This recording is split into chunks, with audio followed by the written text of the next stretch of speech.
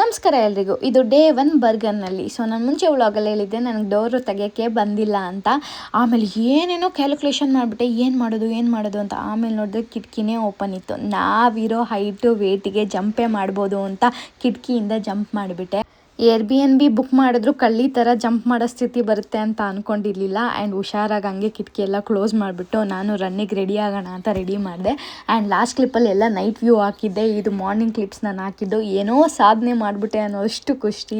ಬೆಳಕು ಅಂತ ರಾತ್ರಿ ಕಿರ್ಚಾಡ್ತಿದ್ನಲ್ಲ, ಈ ವ್ಯೂಗೋಸ್ಕರನೇ ನಂಗೆ ತುಂಬ ಖುಷಿಯಾಗೋಯ್ತು ಈ ವ್ಯೂ ನೋಡಿ. ಯುರೋಪಿಯನ್ಸಲ್ಲಿ ಯಾವಾಗಲೂ ಒಂದು ಸ್ಟೋರೇಜ್ ರೂಮು ಇಲ್ಲ ಗಾರೇಜ್ ರೂಮ್ ಥರ ಏನಾದರೂ ಒಂದಿರುತ್ತೆ. ಸೊ ಅಕ್ಕಪಕ್ಕ ಎಲ್ಲ ಸುತ್ತಿ ನೋಡ್ತಿದ್ದೆ. ಆ್ಯಂಡ್ ಬರ್ಗನ್ ಸಿಟಿ ಬಂದು second largest city in Norway. ಆ ಸಿಟಿ ಬಂದು 7 ಬೆಟ್ಟಗಳಿಂದ ಸುತ್ತಕೊಂಡಿದೆ. ಸಿಟಿ ಎಕ್ಸ್ಪ್ಲೋರ್ ಮಾಡೋಣ ಅಂತ ಫಸ್ಟು ರನ್ನಿಂಗೇ ಹೊರಟ್ಬಿಟ್ಟೆ. ನೆಕ್ಸ್ಟ್ ವ್ಲಾಗಲ್ಲಿ ಎಲ್ಲೆಲ್ಲಿ ಏನೇನು ಎಕ್ಸ್ಪ್ಲೋರ್ ಮಾಡಿದೆ ಅಂತ ಪೋಸ್ಟ್ ಮಾಡ್ತೀನಿ. ಸೊ ಬಾಯ್.